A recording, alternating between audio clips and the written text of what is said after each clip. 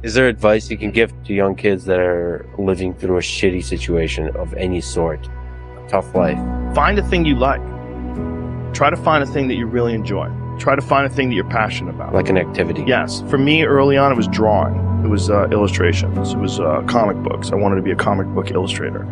And then it went from comic book drawing and illustrations to martial arts. So, but it was just another thing that I was very, very passionate about. That was my vehicle out of my dilemma. That was my vehicle out of my own anxiety and trauma and my own issues and insecurities. And find something. Find a thing that you genuinely enjoy, because getting good at things you genuinely enjoy is extremely beneficial for young people, because it lets you know that, like, everybody thinks they're a loser. Every young person thinks they're a loser. At least a young person in the situation I was at. I didn't know I wasn't a loser until I started winning, until I started doing martial arts. Martial arts taught me that, like, I could get better at stuff, that I wasn't really a loser. I just was someone who was, like, in a fucked up situation.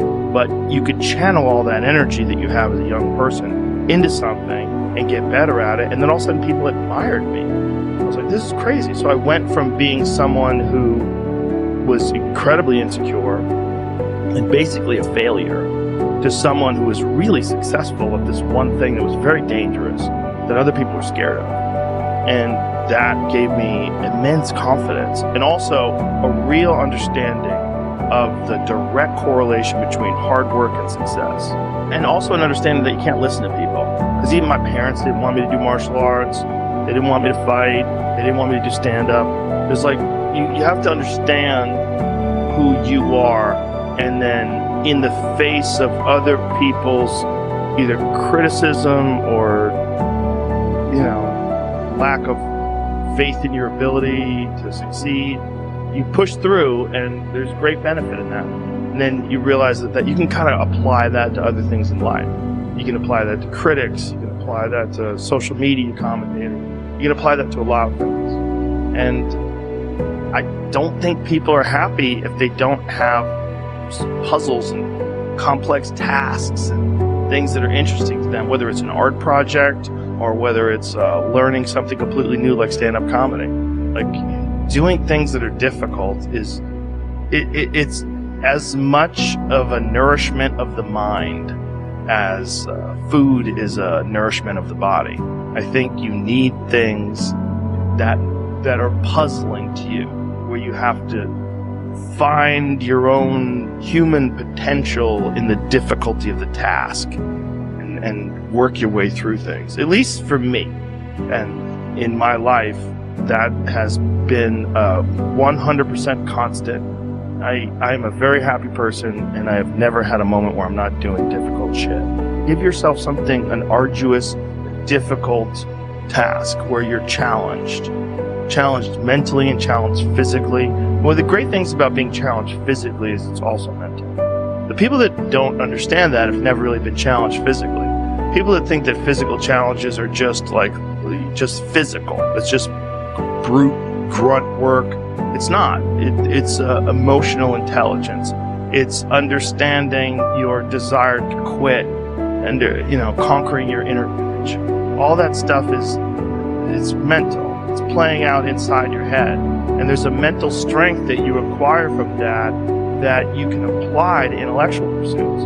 And the people that don't think that are the people that haven't attempted them. And there's an arrogance to people that only pursue intellectual exercises, only pursue intellectual things, and don't pursue anything physical. That the physical stuff is base, it's grunt work, it's primal, it's not necessary. I don't think that's accurate. For most people, I think you can really benefit from physical struggle, and you benefit from it in a mental way. And I think that is overlooked. That's unfortunately overlooked by academics and intellectuals.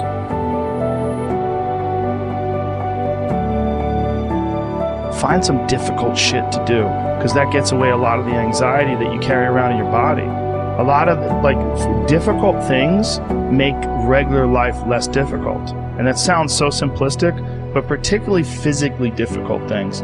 Because when you do things that are physically difficult, the strain of making yourself do those things, it's very valuable. It's not just valuable like exercise and fitness and martial arts and running and whatever you're doing that's really difficult. It's not just valuable in terms of like health and the way you look, but it's also valuable for your mind, maybe even more so.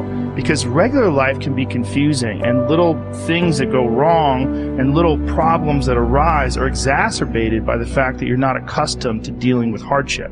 So creating your own bullshit, whether it's through fucking some brutal kettlebell exercise or running up hills or something, is extremely valuable for you also, not just accepting the nuanced perspectives of other people, but also being able to navigate through this world with some sort of an understanding of just how complex it all is and how weird it all is, and not be overly thrown off by every little dip in the road and pothole that you get. That's the real message. The real message is we all started from nowhere. I mean, we all had bullshit jobs. We all felt like losers.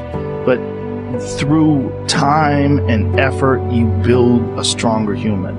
You build a stronger body, you build a stronger mind, you build accomplishments and will and momentum, and then you look back and you go, hey man, I'm not washing tables anymore.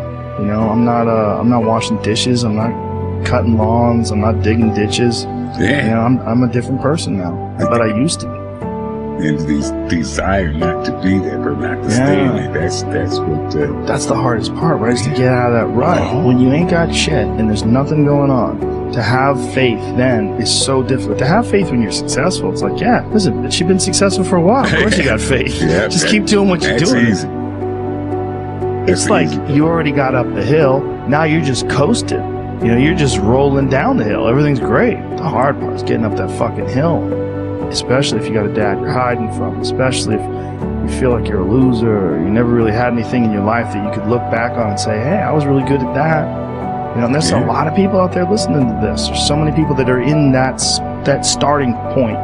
Like the people that come up to you and say, I don't know what to do. What should I do? How do I do it? Yeah. How do I get going? But you're going to have to figure it out, one foot in front of the other. You're going to have to find a thing and keep working at it and get better at it. That's one of the things that I like so much about martial arts. You let anybody in. And then from learning how to do that, you get better, and then you realize, damn, I can get better at anything. The desire to get better. Yeah, that's for everybody. Just find a thing. Everything. And if you find a thing, like particularly martial arts, because you get belts and ranks, and then you can see how you're doing with opponents. But if you could just find a thing and work hard at that thing, you'll realize through that thing that you can get good at anything with time and effort. Pick a thing. Pick a thing. Whatever the thing calls to you. Whatever calls to you.